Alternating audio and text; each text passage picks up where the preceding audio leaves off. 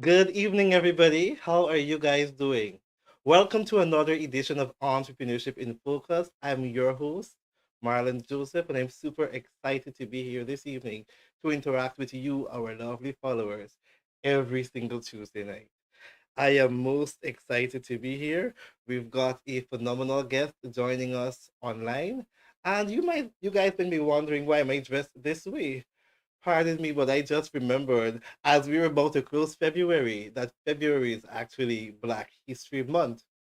So, for those of you who are wondering about Black history, there's some famous persons who have done phenomenal things that we were able to benefit from. And I'd like to make special recognition to those persons. For instance, Bessie Coleman.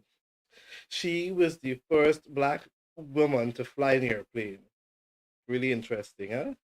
Then we have Baynard Rustin, an American leader in social rights movement for civil rights, socialism, nonviolence, and gay rights. Then we have Claude Calvin. She also was an activist, and of course, the great famous Rosa Parks. All of these activists did their part to pave the way for our journey and so that we can have some of the freedom and the things that we have today.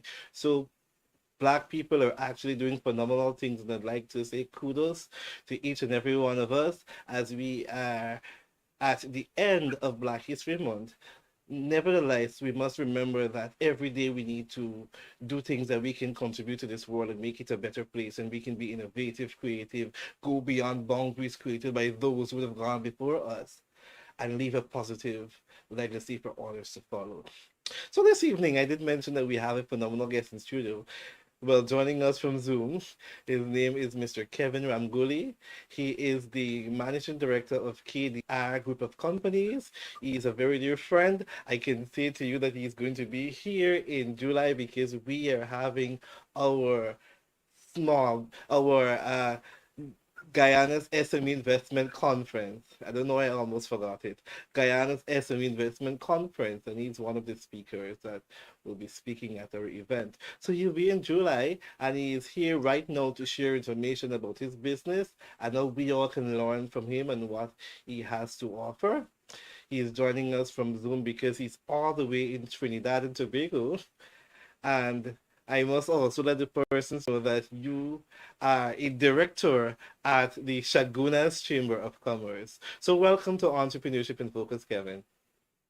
Hey, thank you, Marlon. It's good to be on Entrepreneur Focus, and let's get ready to go. Hello, everyone, whether you're from Linden or New Amsterdam, or whether you're from Letem or Rose Hall, welcome one and all, and even diaspora. I understand you're joining from different parts of the world. So, Marlon, it's good to be here, and it's good to connect with you again. Awesome. So tell us a bit about your business. How did you get into business? What sparked your interest? Good, great question, Marlon. Well, today I'm the managing director of KDR Medical Group of Companies, and we are the leader in dialysis treatment throughout the Caribbean. But while I'm there presently, there begs the question, well, Kevin, yeah, but I didn't start there. And in fact, in my early 20s in university, my first endeavor into business, Marlon, believe it or not, I had very little capital and my very first endeavor was the Amway business. Some of people may have known Amway or don't, but that's my very first endeavor because it was very low capital and I had to go and create business, and that was my start in my university days and allowed me into the medical field Hmm. and ins and out of business in the medical field. You might say, Kevin, it's an oxymoron because business and medical, are you a doctor? No. People call me a doctor, but I'm not. But that's the area of business you find in the fillets. Awesome. So were you able to start your business with your personal finances, or you were able to get a loan and these kind of things? We want to mind your business this evening. So, yes, businesses need finances, and I will answer your question in this way. My background is economics and finance, Hmm. and there's a term there called human capital. Hmm. And I believe every human is their own capital. And you are your own asset, and how you market that asset is what allow you to get investors. But we started off originally, yes, with investors, loans, family, that's how we started off. But even with that, you have to market yourself. Today, for us to be industry leaders, we had to go there and be able to find and market business on our own. Thereby after attracting the capital and the knows-how and the requirements to get them out. Just like we met. I mean, we met in Suriname, then we came to Guyana. Yes. And we had that connection, and we would not have that connection if we didn't be able to network and get to know each other. Exactly. Networking is critical for success. Did you receive any kind of formal training in business besides what you would have done at the university? So, university was good, we thought go to school, get a good education, get a good job. I'm sure we all thought that, and a lot of people logging in may have careers, or they may look towards entrepreneurship, or they may have thinking about doing something. And you see, at university, I had a passion, Marlon, for economics. I just love that. Today I just, even do lectures for free sometimes because I just love that industry. But, I had lecturers there who taught business but never had a business. So there was a big gap there. So I had to find coaches and mentors. And thereby I mentioned, I started the Amway business at a very young age. And they had systems there of development and learning. And that helped develop me that when I entered, into the medical industry, it helped me to understand things at a different level. It led me to a lot of books. There are a lot of books out there called Think and Grow Rich. It led me to a lot of seminars, self-searching to find seminars in my industry.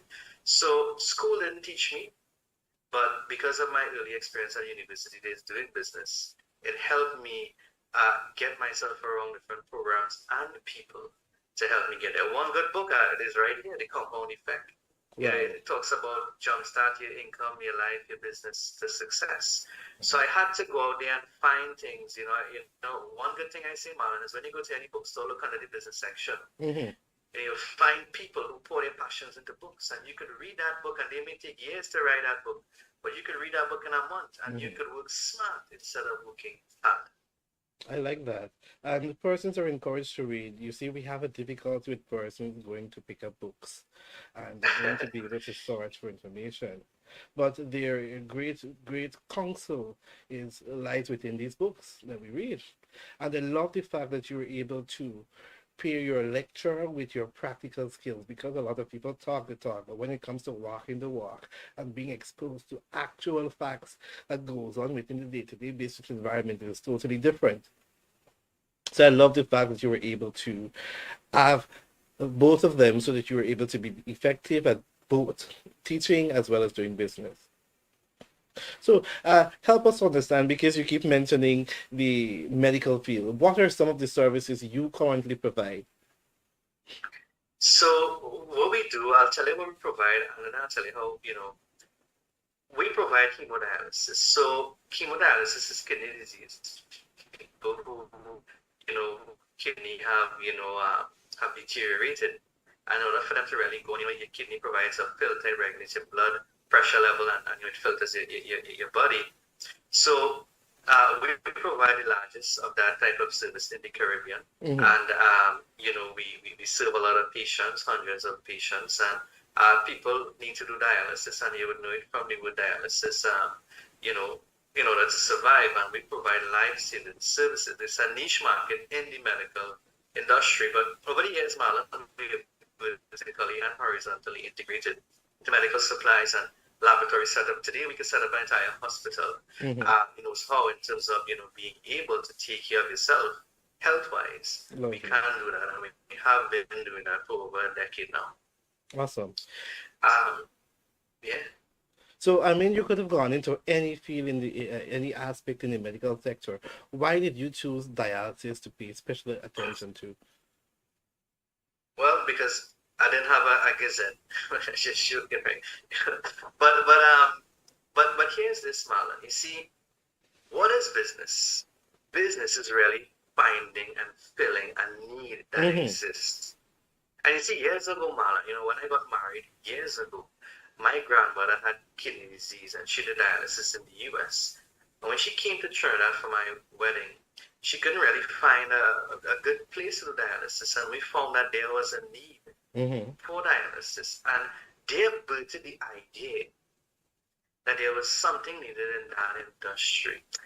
We started from scratch. I never had a medical background.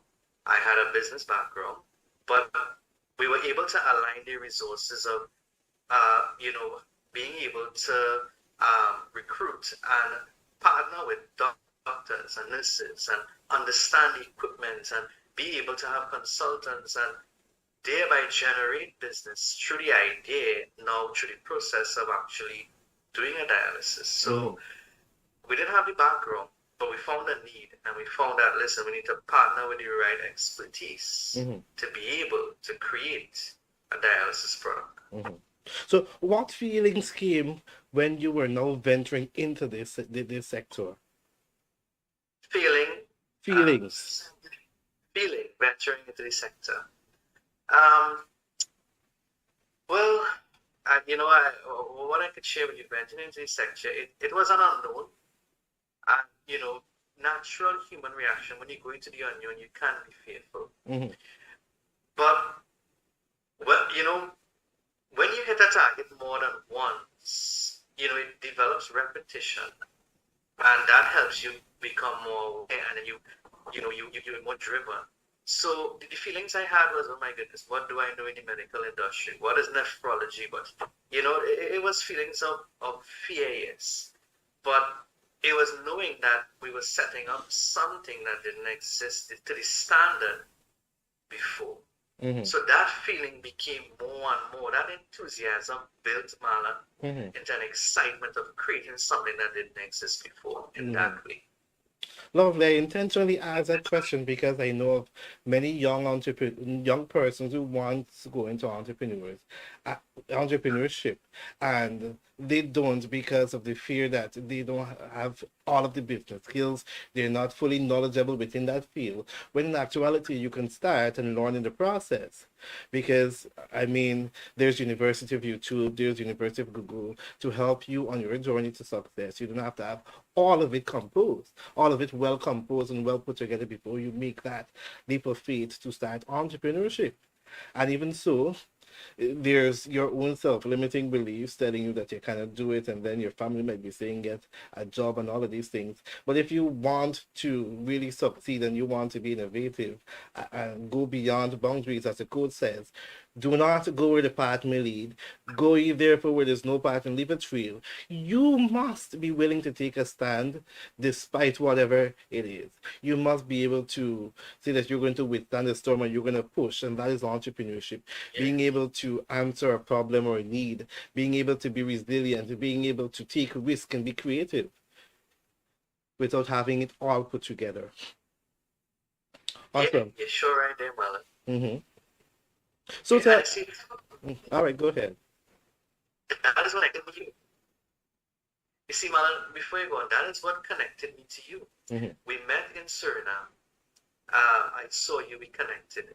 We met at a few different events in Suriname. We Mm-hmm. clicked and I said, listen, I'm headed to Guyana. When I went to Guyana, you showed up there. Mm-hmm. And you had something different about you. And I saw that you had a drive in terms of that entrepreneurial aroma. Mm-hmm. And that is important. Exactly. Usually, the thing is too, and I am talking from from a point of experience, because when I started entrepreneurship, I didn't have all of the information. I worked within the public service, so leaving the public service to go into the private sector, you can imagine that kind of transition where you be at everything there, and then Wow. you know that your salary is in the bank at the end of the month, to actually going on your own. If you don't work, you don't get paid. Then you got to go and meet people. You got to change your personality. You got to change the way you operate, the way you think. Your entire disposition has to change to be able to adopt. But at the end of the day, it brings lots of rewards. You're able to connect with amazing people like yourself who are doing phenomenal things. And together, we're able to sharpen each other, iron sharpening iron. So, tell me a bit about some of the challenges you would have had in your entrepreneurial journey and how you were able to overcome them. because people also believe that entrepreneurship is a fly by night. Yeah, man. And, people perceive entrepreneurship as the Hollywood style way of doing things. Mhm, It just looks so glamorous and good, and you see the results. But really and truly, before you get to that picture perfect way of looking at things, you have to go through the grind. mhm, And very early on in my career, I had a lot of faiths and doubts about even doing business. I was just like you, staying in my comfort zone. But the comfort zone is known as the failure zone. mhm, And when you start a venture, out of there is where you really develop yourself. And the people closest to you will either bring you down or help raise you up. And I remember my dad telling me initially, he said, Kevin, listen, you go to school, you get a university education, you get a good job, you don't have to worry about the struggles of business. And while that advice was good, and I love my dad, but I really wanted more than just a job. mhm, And there are a lot of people out there who have a job, nothing is wrong with a job. But you market yourself, you probably may get a better type of job that way you're at. But when mhm, it came to entrepreneurship, I had to venture out. mhm, And you know, when you venture out, you feel that in your stomach.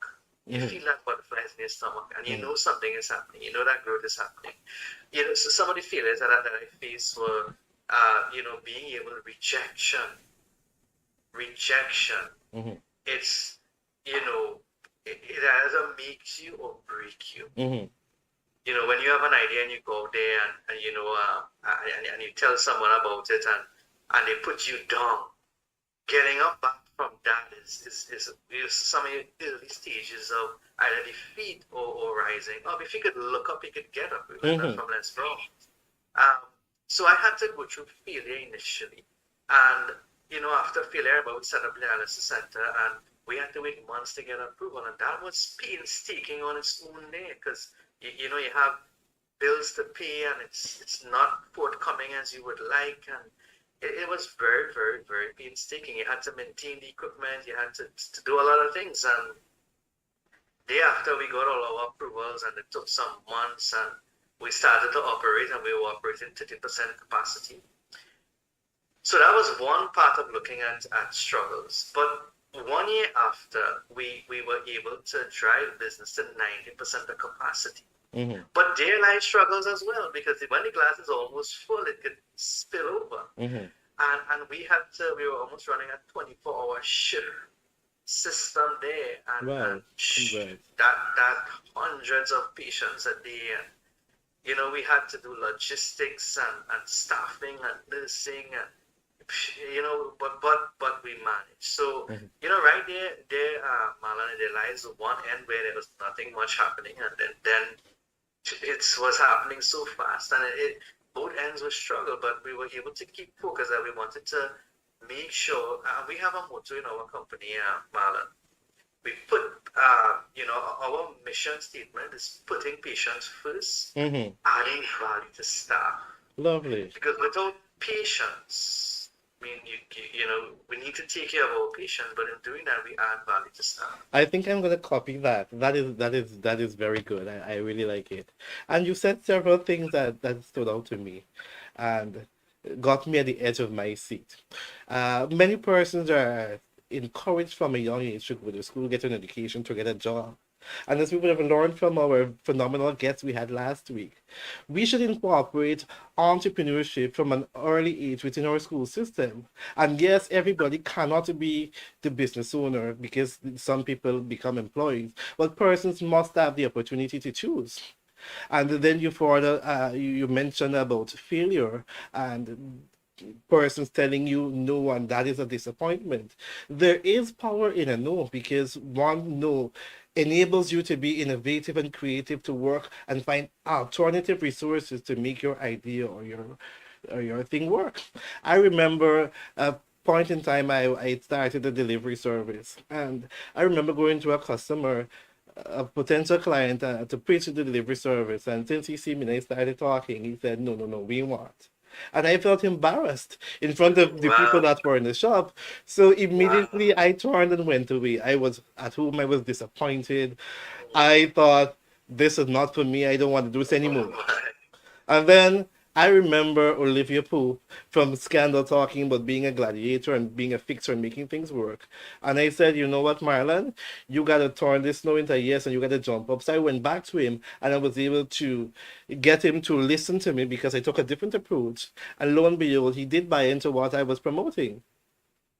Similarly, there are persons who hear no and they think that it's the end. They give up, they go wrong as if they're empty. And in actuality, that no is giving you the opportunity to go and be innovative, go be creative, find alternative resources, pull on them, draw on them to make it work. And that is the true essence of entrepreneurship. Being able to withstand the storm because storms do come and they come a whole lot. Somebody say after one thing is another, after one thing, sometimes it's several others. And you now have to be able to remain composed and to be able to press forward because the bills are there, persons are looking at you, then even your family is saying to you, don't you need to go and get a job because this business isn't working out? You need to be able to provide. Then your own self-limiting thoughts saying, Marlon, I can't do this. It's best I give up. What am I doing? Is it making sense? And that can be the worst. But at the end of the day, if you remember why you started, keeping the end in mind and you really want to be successful, that can actually push you forward. That is the turning point. And I love the fact that you It guys were sure able is. to grow and you guys are able to do so much and you guys are now a group of companies. So you guys are Yeah. doing phenomenal things. Yeah, Marlon. Yeah, I mean, that's what we believe in, and I'm so glad that you raised the point. I mean, I could imagine where your emotional roller coaster was when you got that rejection. Oh my. You know, I I could just imagine, you know. Mm-hmm. But you see, what happens is, Marlon, like attract likes, Mm-hmm. and as an entrepreneur, and for those who are looking on, find something that you click with and attract to. Because when we as individuals see this, if this person could do it, whoa, I can do it too. Because I can relate to you. Because I feel my first driving exam, and I was like, oh my goodness, I can't drive for the rest of my life. I need to get a license. Oh my. you know, so yeah, we feel that way. But find somebody who you can relate to. I mean, and I must say, happy Black History Month to everybody. Mm-hmm. And whichever ethnicity, whichever background you come from, find somebody who has succeeded who you could relate to. Say, hey, listen, if this Guyanese could do it, I can do it too. Or whichever area, find somebody who you could relate to. But I must always also say that in whatever you're doing and what I've learned is, putting God first. And once I put God first, everything comes after, and whatever religious background is, and I believe in Christ, you may have some whatever belief you have, but Mm-hmm. putting God first also really helps as well. Lovely. And as you did bring back the point of Black History Month, there are persons who would have walked this earth and would have gone before us. They would have done their part so that we're able to benefit. The question now is, what are we doing to leave a mark in this world? Are we going to be able to just benefit from what the person would have created, or are we going to do our bit? Because each and every one of us have a special skill, a talent, or some purpose we were brought to this world to fulfill. So what is that purpose and what are we fulfilling to leave a mark in this world? I like to ask people that. And you see many persons, they sit back on their calling and they sit back on their purpose and think somebody else going to do it. I'm not skillful enough. I'm not intelligent enough. I'm not smart enough. If you sit on it, who is going to bring it alive? And there's a reason why those ideas were given to you. So each of us has a purpose to fulfill. We have a role to play. What is that role we come to do? And I'm talking specifically to our viewers. What is it you come to do that can leave Guyana and by greater extent the world a better place? Think about it. I want to Yeah. acknowledge some of the persons that are joining live on our program. I'm seeing Jacqueline Dihabru. Special welcome to you. Arjun. I'm seeing Dayton Nandal, Faithful Truly, Shariza Mohammed. I'm seeing Anasa from Linden. I'm seeing Shariza from Canada and several other persons.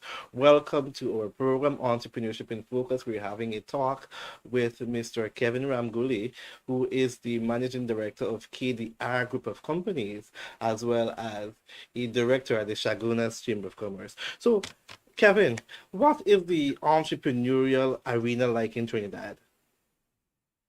So the entrepreneur arena, it's a ripe environment, I would say. Mm-hmm. There are a lot of opportunities around, and I believe once you look, you can find opportunities in any area. Mm-hmm. Um, yeah, it's a ripe arena, and there are a lot of opportunities, especially diversifying outside of the oil and gas. There are many opportunities, I would say, Marlon. Mm-hmm. Lovely. So, do you find in 2023 a lot of persons are gravitating towards the entrepreneurial sector, or persons are going towards employment with jobs? Well, I find in Trinidad, and even in the Western Hemisphere, compared to the Eastern Hemisphere, they look to do business. It's a lot of dependency on getting a job. So some people may say, you know what, instead of we start a business, I want to do a second job, or I want to do stuff like that. But when you really go to understand that even the times that we live in, Marlon, and the supermarket prices and everything all around us are going up, it's a right time for business, Mm-hmm. to start business. And more people, I would say, are seeing that need of doing something with regards to business. Mm-hmm. Okay. So, if a Guyanese wants to come to set up business in Trinidad, how they can go about doing that? I am not sure if you're fully familiar. I'm just going asking. Sure. Sure. To come into business, of course, there are different sectors. I mean, just by registering a business, we have legal affairs in Trinidad, which by 420 TTA could get your business registered, and there are different articles of incorporation they own. But the registration part is simple there. But what is also good advice that I could give is look at the industry that you want to get into, Mm-hmm. right? Based on that, because there are a lot of successful Guyanese entrepreneurs Mm-hmm. in Trinidad, a lot of them, Lovely. and they are mega successful. Some of my good friends, I have some friends, and they're in Chaguanas, and they have different stores, and they have different things going on there. There are a lot of folks in the hardware industry. There are a lot of folks in the restaurant industry. So, who are Guyanese who have set up here successfully. So, what I'm saying is it's important to know which industry you'd like to go into. Mm-hmm. And when you look at an industry, understand the industry, get the right connections, and of course, we from the business chamber, if you are coming in, connect with us so that we can connect you to the right people. That's why we are around, to Mm-hmm. help you build that network. Lovely. And I'm looking forward to establishing relations with the chamber so that our entrepreneurs over here can go into partnerships, see what opportunities and systems exist in Trinidad, what systems are working, how we can be able to implement it so that we all can be successful as together we win. So that is definitely something we Sure, can explore. sure. You see, you're a developing country as we are developing, but there's a saying Ghana is going to be the next Dubai, right? Now, if you look at Dubai 1992 and you look at it in 2022, it's vision that drove that. Mm-hmm. So, I mean, the right partnerships are good, and having that vision, back to your point of what you made earlier, having that vision of creation, it's important. And sometimes we underestimate what we can do, but when we look at the long term, there's so much can be done. Mm-hmm. And I definitely will encourage that vision, Marlon, because it can be done, and those are the steps to be taken to get it. And we will partner with anybody to do that. Awesome. So, your business, you guys have been doing phenomenally well. Have you guys received any significant recognition or stuff from the chamber or any organization in Trinidad?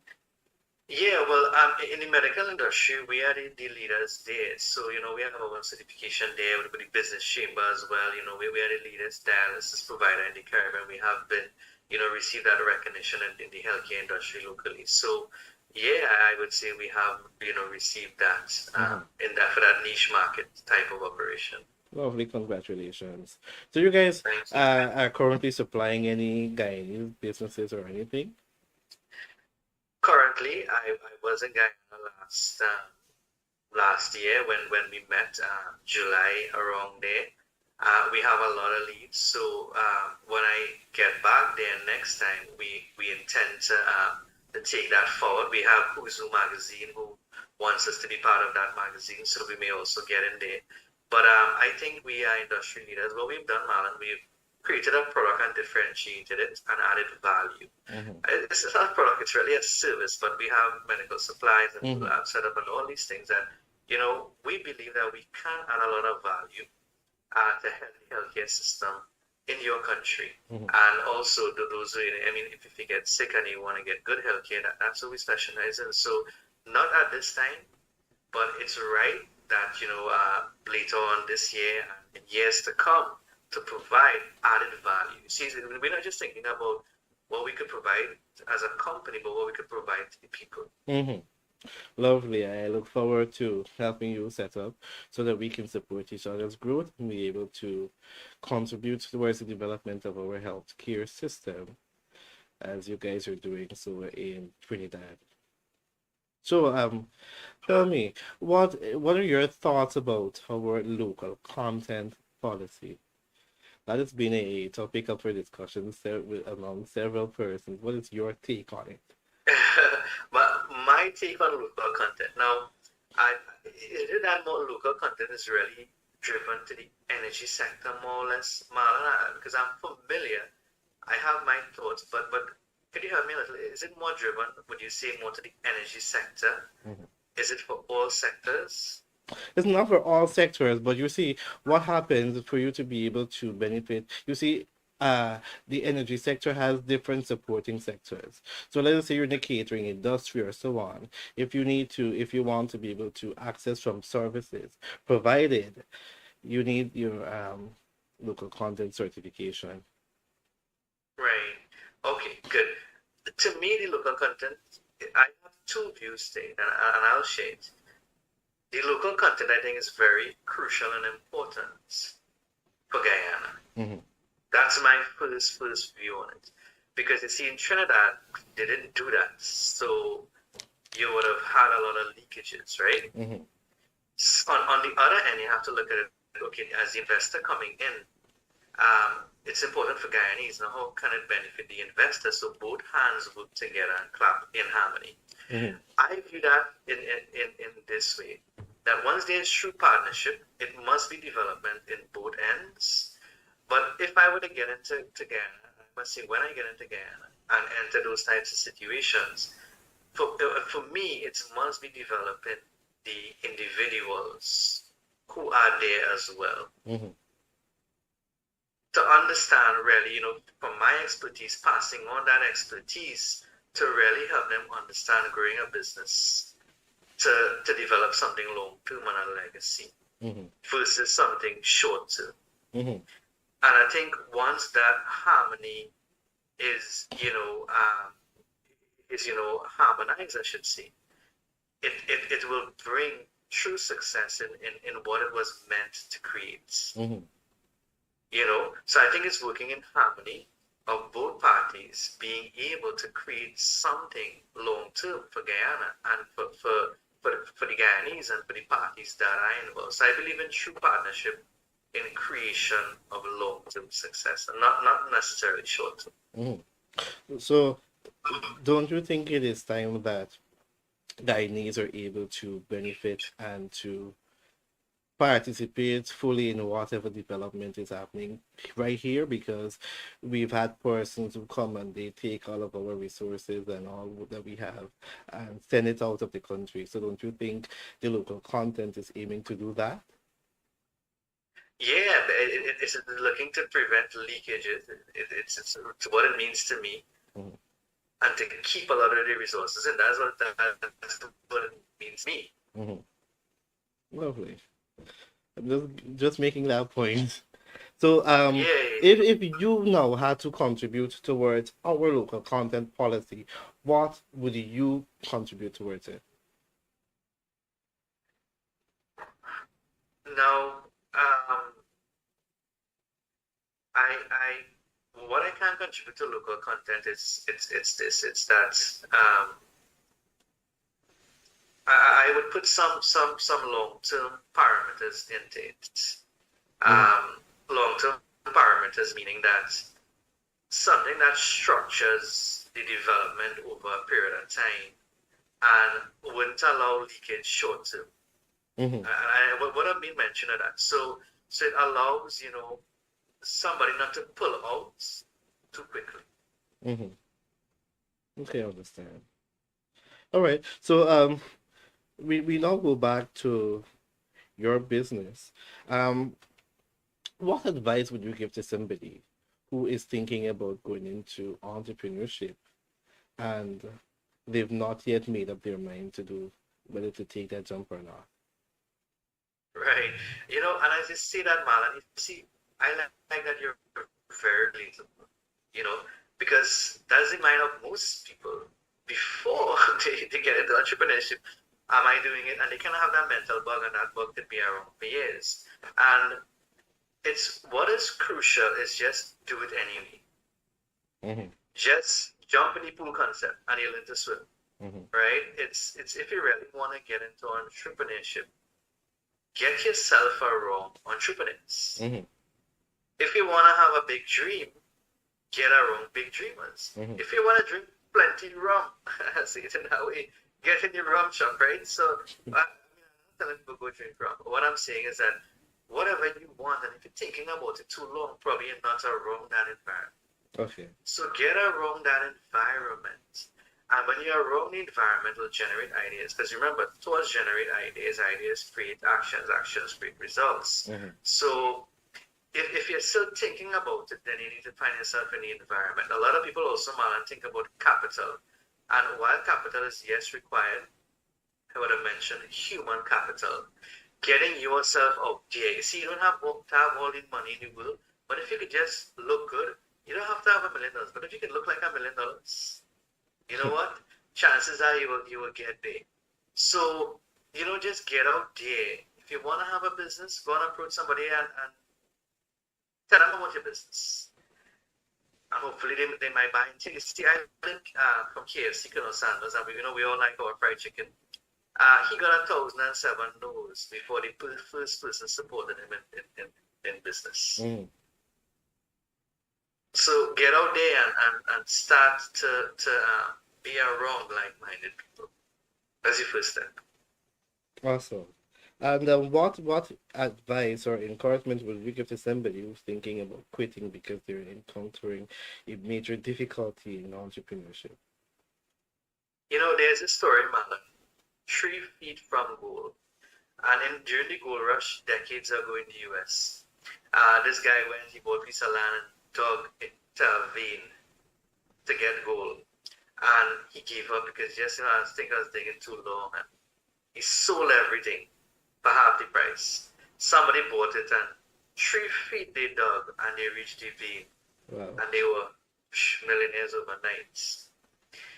So when you think you want to give up, if you want to think you're doing something legal, legit, ethical, and you feel good and you pray about it and it's what you're supposed to do, then why give up? Mm-hmm. And if it's worth fighting for, why not fight for it? Exactly. Lovely, well put.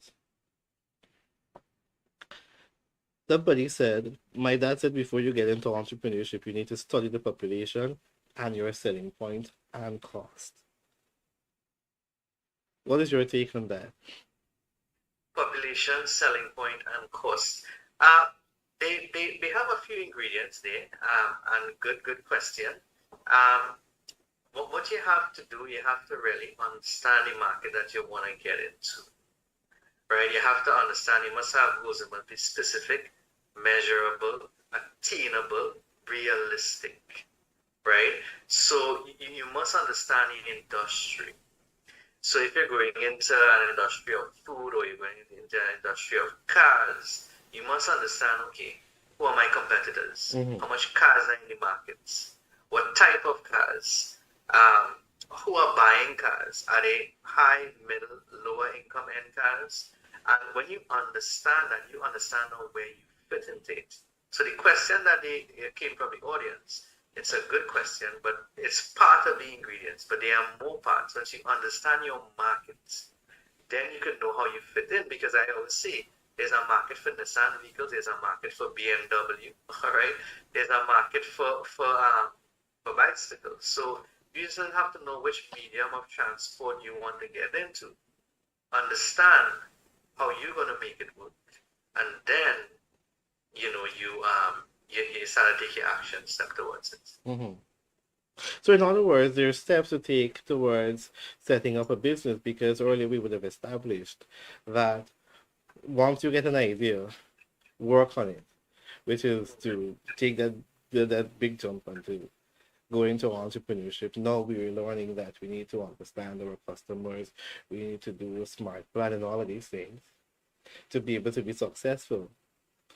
So entrepreneurship, really truly, we're saying to people that it is not a fly by night. You have to put in the work to be successful.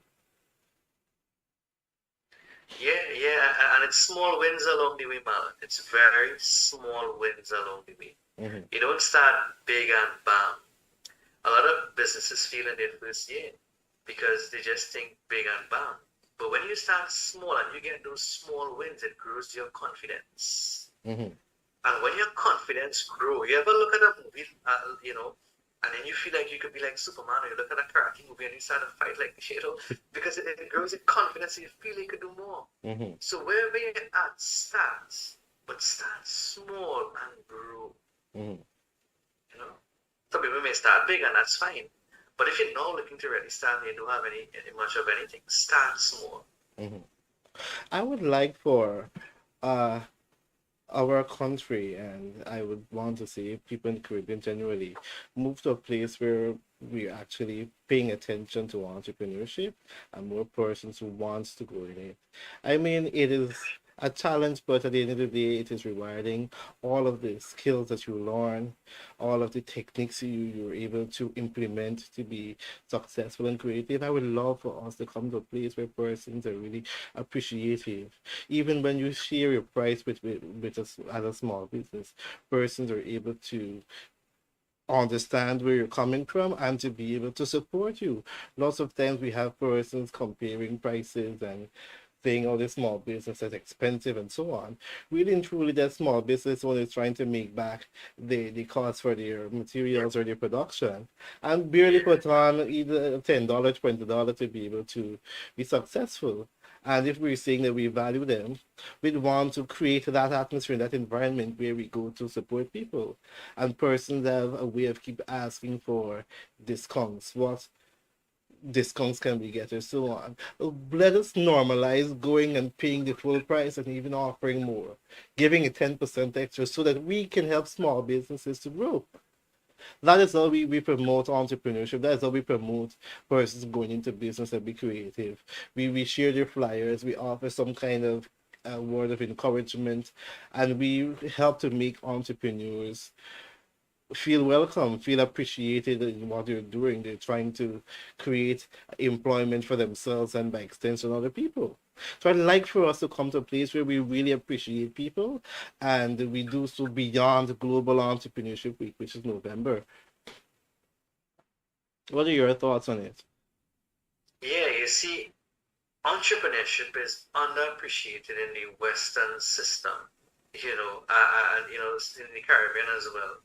Um, because a lot of people, they just think they want jobs, right? But when it comes to supporting local, as you would mention, I think it's very, very crucial. Because when the small man wins, everybody Mm-hmm. wins. And support goes in a circle. And when you understand how the economic cycle works, if you support within that circle grows. And it grows and it grows. So where it really comes from, and I appreciate, what you do, Marlon, and others doing the same, and, would encourage that type of movement, and there may be other incentives around, whether it be government incentives or different institutions and chamber of commerce, and, it's just about creating that movement Mm-hmm. and awareness for that buy-in, and more recognition for those who are really outstanding in the field, and also for that the recognition, also more traction, more marketing, Mm-hmm. and more of a country pride. Hey, you know what? Yes, we support our brother on the road day. So it's Yes. more of a pride and a development, and Mm-hmm. but as you all develop, it's a good starting point further to embrace. But I mean, you can't get away from the idea of, hey, you know what discount I get, and that's built into people's culture. So Mm-hmm. it's a cultural thing that it's a work in and work around. Mm-hmm. They eventually get to where you want to be, but it's a good start. Mm-hmm. Are there organizations in Trinidad that support the growth of small business, like offering hands-on mentorship and those things? Yes, so they have a lot of SME development in terms of well, I would say the chambers of commerce, and we have like career, we have a business development forum, like even we have TTME, and we have a lot of groups. I just recently came back from Grenada. There was a 43 delegate contingent when they I was supposed to come a few days after Guyana, but it's just too much traveling and this and that. But we travel, we do stuff. So there could be some ways of duplicating or accessing that same thing with regards to you all, and making that work. I would have been engaged with some people throughout the Caribbean and how they could bring some of the training in the medical areas Mm-hmm. to different countries, and so it's just being able to access what already exists that could also add value to what you all are doing there. So how easy is it for an SME to set up a business in Trinidad? So once you have your registration, and of course it depends on the type of business, and you have to get your location, and but it's once you can register and coming, The basic it's name registration? yeah, company registration. Mm-hmm. You register a company. Of course, you select your location. You select what products are you into. Do you provide a service? What type of service do you need approvals? And based on what you need there's a company that was recently set up called Invest TT. Mm-hmm. So based on investors coming in, or like you're setting up a business, Invest TT will give you these steps of laid out of all the approvals you need to get, and they will help you manage that process Mm-hmm. as well. Yeah. Awesome. And for a small business to access loan, what is the process like? Is it a tedious Right, process where you have to get all these big fancy collateral and these things? right. So with regards to that, you see, to me generally, I don't know how it's in Ghana, but I think banking have become very complicated overall, Mm-hmm. right? Now, what they're saying is that what I've seen in Trinidad, that I think during the pandemic, they probably have given $300 million, which in loans, right? What is simple to access those loans is basically the requirements that they have. So they require cash flow statements, ID, they require some, Board of Inland Revenue clearances, and those different things is what they would have asked to get those loans. To access a loan, they would look at the cash flow statements, they would look at do you have any collateral, the type of business you're in. So you can access it, but there is some bureaucracy that you would have to go through. Mm-hmm. But again, if you link with a chamber or you link with somebody who understands that, they can guide and help that process. Like the president of our chamber, he has a wealth of knowledge he is an executive in the banking industry, as an example. Mm-hmm. So there's the expertise there that can guide. You see, many times small business owners need to access services with big grants or loans. And the process is so tough that the small business owners Yeah, actually turn away. How do we tell yeah, somebody that is looking at a bread and butter issue to be able to go and get all of your projections and your bank statements and all of these things? Some of them can't even read and write properly. All they know yeah, about is yeah, making the little product or going and get buy something and sell on the road, and they want to expand. The system that is here really and truly don't make that easy for a person to be able to access. And then when you run around and you go to some people for assistance, you become frustrated, and the lines that you have to go to is very long. You become burnout. So I can understand where you're coming from, and it seems to be something that is going on around the Caribbean, where we make the process heavy for small businesses, but yes, that we want to promote growth in the economy. When how are we going to assist small businesses to grow? And that is what we're trying to address with our conference that we're planning for July, Guyana's SME Investment Conference, where we're going to say to lending institutions, microfinancing institutions, investors, and so on. Let us come and we create a low barrier platform whereby SMEs can be able to access investment, whereby persons can actually grow. And a lot of times we find persons are asking for a business plan. And really and truly, when you put your soul into a business plan, you're giving away all of your work. And at the Sure. end of the day, you're seeing it implemented somewhere else.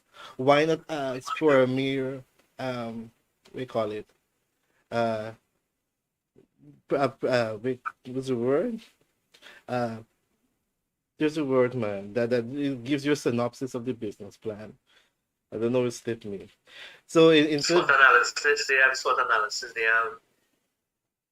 have, sorry, the concept note, the project right, concept note, business concept note. When they just give you an overview of what the business is, what executive it is to summary, do, then and they, so on, you can be able to make your assessment from that. And you can be able to say, well, but you think you can invest in this or not, rather than asking me for in-depth stuff. And every time I give you in-depth stuff, you're going to implement it somewhere else. So those are challenges we face currently, and we're trying to yeah, address it. Let persons create a low buyer platform whereby SMEs can be able to access finance. Uh, we also welcome investors, persons who are looking for partners to come and invest in a small business and work with a small business to help them grow. And we're also doing our part from the Together We Win Business Network to ensure that persons are able to be sustainable. yeah, you see, what is happening now is that sometimes those who set policies are not connected with those who eventually they would like to receive the policy. So, it doesn't connect the dots, and what happens is that those who are supposed to really access those grants and those funding and don't get it Mm-hmm. because they who make the policy is their partner and their friend, and they make a call, and they don't have to go through the. Mm-hmm. But they who from the ground have to really figure it out, and I see the same thing here, and it's being able to have a medium whereby you have individuals who understand that, listen, you know what, hey, come and access the business plan. There must be a medium from the policy Mm-hmm. that allows it to click and connect, and the connection is really what is missing there, because it exists and it exists, and it just is not the proper environment to create the growth that we would like to see. But for those who are looking for investment and so on, I think the forum is setting up is good there. And as we spread that word, I think people will be looking to invest. Mm-hmm. Once it looks right, and the structures are in place and so on. And I think for those who have business and are looking for the investors, it's just being to help them understand, well, listen, this is generally what an investor would look for, and Mm-hmm. XYZ, so that they would be able to have certain things in place, although it may be small, to attract that investment. Mm-hmm. Just bridging that gap, you know. Yeah. I know I'm not against the business plan thing too. What I'm saying is persons can access the little synopsis of what the business is. And if they're Yeah, interested, then they can sign some document or so on holding them accountable before I release my information to you. And yeah, then persons need to look at the intellectual property rights, protect their work. So when you give persons your creative ideas and they release it or use it for their own personal means, they can be prosecuted, and that can also account for everybody, persons who writing business plans to lending institutions and anything about yeah, who starts with assisting a small business owner. And then too, I'm not against the issuing of grants, but when you issue a grant to people, how are you working with people to ensure that yeah, they're in a better place and they're able to make the meaningful use of the grant? Because if you give me the grant and I have problem managing finance, then I'm going to come back again for another grant, and you're going to keep issuing grants over and over again. But what yeah, system is there to track how persons are utilizing the grant, and how persons and what systems are there to track the distribution of the grant. That is what matters. And listen, I've seen that. I've seen that year on year, man. And what it really comes to, it's yes, people get resources, they may use it or misuse it, but there's no accountability. Mm-hmm. And then if it's supposed to produce a certain result in a period of time, you don't get that result. Mm-hmm. So you're quite right. Yes. So if we truly want to assist small businesses, then we must be able to have a conversation with small business owners, understand their needs, and we need not to make decisions from our offices. Because every day persons reach out to me having difficulties. You want to go register with a particular organization, may not understand this form. This form is asking for too much. How do I know? How do I comprehend what this form is asking for and be able to answer that effectively, and all kinds of things persons are asking. So if we want to be able to meet small businesses effectively, we must be able to meet with them, understand their struggles, and put systems into place or ask for suggestions. And sometimes you might be surprised, these small business owners, they know exactly what it is that they need, and they can assist us in providing that need with the ease. Yeah, and see, Marlon, as you know, as you're on that point, I just want to make this quickly. You see, there's in development again, you'll have large, middle, and small companies. Mm-hmm. And once, because you see, the large companies and the medium companies will have needs. Mm-hmm. And if there could be a way to articulate gathering the smaller companies that they could generate their needs, that these medium and large companies could go to these smaller companies, it would all be a linear, if you look at a linear equation of being able that one provides to the other, provides to the other. Mm-hmm. And if that alignment could happen, then it's a matter of just grouping it together and getting the resources in place and allowing it to flow. Mm-hmm. So that the small business, like that's what they did in China. Being able to understand that listen, everybody has a place. Whether somebody does something small or big, they all flow into each other. Mm-hmm. So that could also be a concept as you all develop, having that linear equation of flow to be able that one builds and adds to the other. Mm-hmm. I'll tell you what, Kevin. There are several organizations who create a mandate, and in their mandate, they profess to be assisting small businesses. But if we're to get to the bottom of it and to see how many small businesses benefit, then it leaves much to be desired. And I'd want to say that their hearts are far from there from the development of small businesses. So I am going to jump back now to your business, KDR group of companies. Now, there may be other businesses available within different countries and stuff that are doing similar to what you're doing. Why is it should we come to you for services and products? Well, good question, Marlon, and I'll answer with this. Because we provide the best that we could provide to satisfy our customers. Mm-hmm. And we look at differentiating what we produce. We also look at being able to provide aesthetic and a cost-effective way. And we Mm-hmm. provide a service, but we also provide supplies, and we also look at reliability. We also look at being able to stand out and be market leaders. And we also look at quantity, we look at quality, we look at just being able to create that customer satisfaction through value, adding value to our customers' needs. Lovely. And as we wrap up, how can persons connect with you? How can they find your business and be able to understand exactly what it is you do and how they can support you? So, our social media page right now, it's under reconstruction and those things. But I have my information. I have my contact, my email. And they could get me through that information. What do you mean? Do I share that information? Yes, you can share it.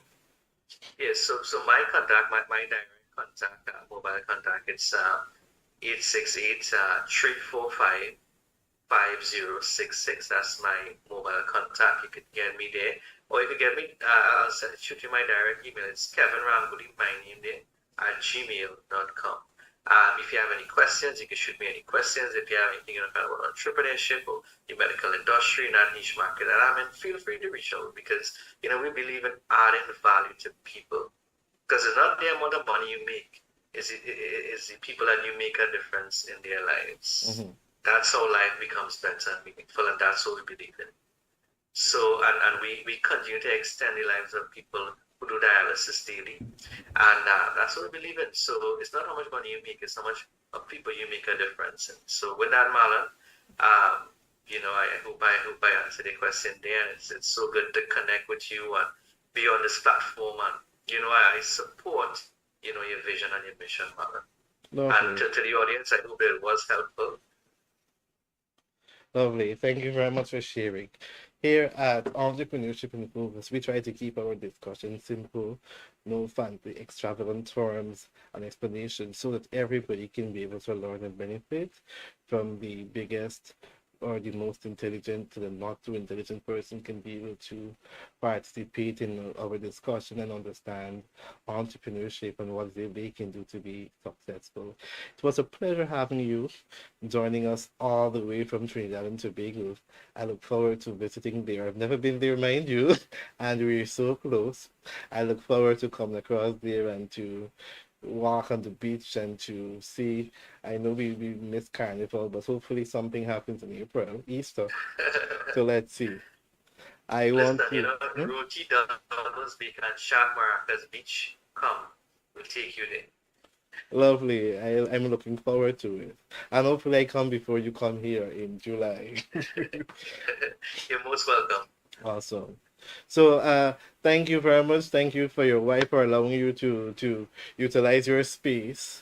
I know you're at home. Utilize your space to interact with us here in Guyana on Entrepreneurship in Focus.